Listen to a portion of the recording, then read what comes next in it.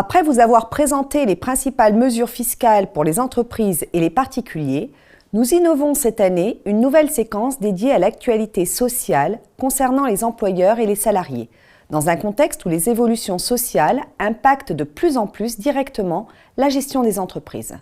Pour cette vidéo, j'ai le plaisir d'être accompagnée de Caroline, qui va nous présenter les principales mesures à retenir. Les employeurs du monde agricole peuvent-ils toujours compter sur l'exonération de charges pour les travailleurs saisonniers ? Effectivement, la loi de financement de la sécurité sociale pour 2025 a pérennisé et même renforcé l'exonération de cotisations patronales des travailleurs occasionnels et de demandeurs d'emploi, TODE. Initialement prévue pour disparaître fin 2025, cette exonération est finalement maintenue et son plafond rehaussé.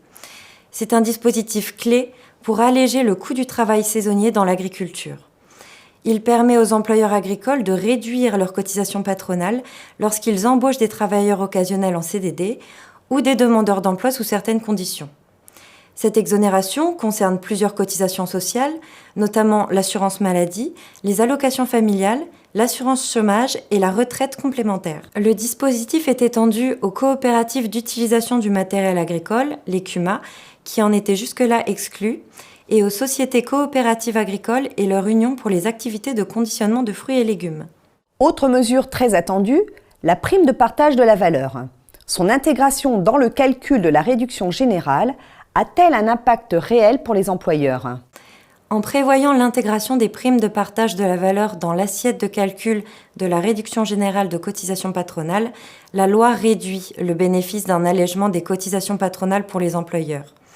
La réduction générale des cotisations patronales, également connue sous le nom de zéro cotisation URSSAF ou anciennement réduction Fillon, permet à l'employeur de diminuer le montant de ses cotisations sociales pour les salariés dont la rémunération n'excède pas 1,6 SMIC, portée à 3 SMIC à partir de 2026. Par conséquent, si la PPV entraîne un dépassement de ce seuil, l'employeur perd totalement le bénéfice de la réduction pour les salariés concernés.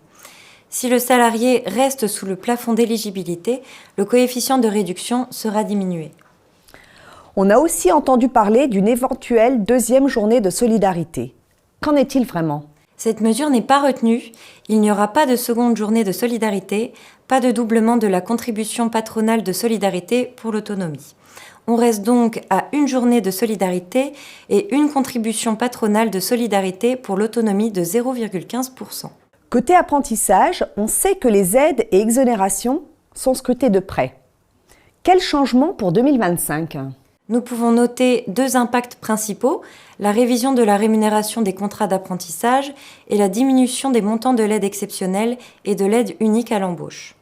Pour la rémunération des apprentis, le seuil d'exonération de cotisation sociale sur la rémunération des apprentis baisse. Jusqu'à présent, l'apprenti était exonéré de cotisations salariales dans la limite du plafond d'exonération qui était fixé à 79% du SMIC. Pour les contrats signés à partir du 1er mars 2025, le seuil est abaissé à 50% du SMIC. La partie supérieure à ce plafond est désormais soumise aux cotisations sociales. Les montants des aides sont diminués pour tous les contrats d'apprentissage conclus à compter du 24 février 2025 comme suit. Le montant de l'aide unique à l'apprentissage pour les entreprises de moins de 250 salariés embauchant un apprenti préparant un diplôme ou titre de niveau inférieur ou égal au bac est fixé à 5 000 €. Il est porté à 6 000 € pour l'embauche d'un apprenti en qualité de travailleur handicapé. Le montant de l'aide exceptionnelle à l'apprentissage est fixé à 5 000 € pour les entreprises de moins de 250 salariés pour la préparation d'un titre ou d'un diplôme équivalent au moins au bac+2 ou au plus au bac+5. Pour les entreprises de 250 salariés et plus, et pour une préparation à un titre ou un diplôme jusqu'au niveau bac+5, le montant de l'aide est de 2 000 € sous réserve de respecter la condition de quota d'alternants dans les effectifs. Ces montants sont portés à 6 000 € pour l'embauche d'un apprenti en qualité de travailleur handicapé. Et concernant la possibilité de monétiser des jours de repos non pris, est-ce que ce dispositif est reconduit ? Ce dispositif existe depuis le 1er janvier 2022.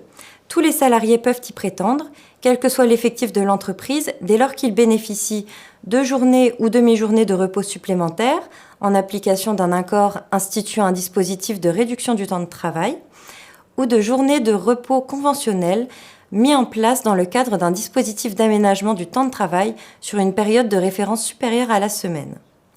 Le salarié peut renoncer à tout ou partie de ses JRTT acquis, que leur prise soit à l'initiative de l'employeur ou de la sienne, en contrepartie d'une rémunération. Aucun formalisme n'est imposé, sauf si l'entreprise a mis en place un processus particulier. Il est possible de faire sa demande en plusieurs fois, mais l'employeur est libre d'accepter ou de refuser. Ces journées rachetées doivent être au moins majorées du taux applicable à la première heure supplémentaire, soit 25% de la 36e à la 43e heure. Ces journées ouvrent droit à une réduction de cotisation salariale d'assurance vieillesse et à l'exonération d'impôt sur le revenu applicable aux heures supplémentaires dans la limite annuelle de 7 500 €. Ce dispositif était prévu initialement pour les périodes allant du 1er janvier 2022 au 31 décembre 2025. La loi de finances 2025 prolonge le dispositif jusqu'au 31 décembre 2026.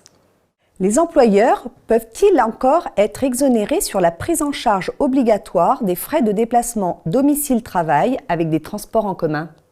Les employeurs ont l'obligation de prendre en charge une partie des frais de transport public engagés par les salariés dans le cadre des déplacements entre le domicile et le lieu de travail à hauteur de 50% du coût total de l'abonnement. La part correspondant à cette prise en charge obligatoire est exonérée de cotisations sociales, de CSG-CRDS et d'impôt sur le revenu. La loi de finances pour 2025 prolonge les exonérations accordées aux employeurs qui décident de prendre en charge plus de 50% du coût de l'abonnement de leurs salariés dans la limite de 75% de la valeur totale. Et pour les salariés au contact du public, les pourboires sont-ils toujours exonérés ? Oui. La loi de finances 2025 prévoit que l'exonération de cotisations sociales et d'impôt sur le revenu des pourboires est maintenue jusqu'au 31 décembre 2025.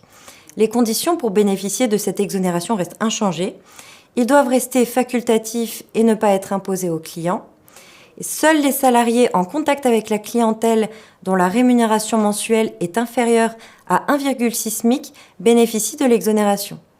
Cette exonération s'applique rétroactivement depuis le 1er janvier 2025 et jusqu'au 31 décembre 2025. Merci Caroline pour ce tour d'horizon. Nous espérons que cette capsule sociale vous aura permis d'y voir plus clair. Comme toujours, n'hésitez pas à vous rapprocher de CDER pour un accompagnement adapté à votre situation. Merci pour votre fidélité et à bientôt.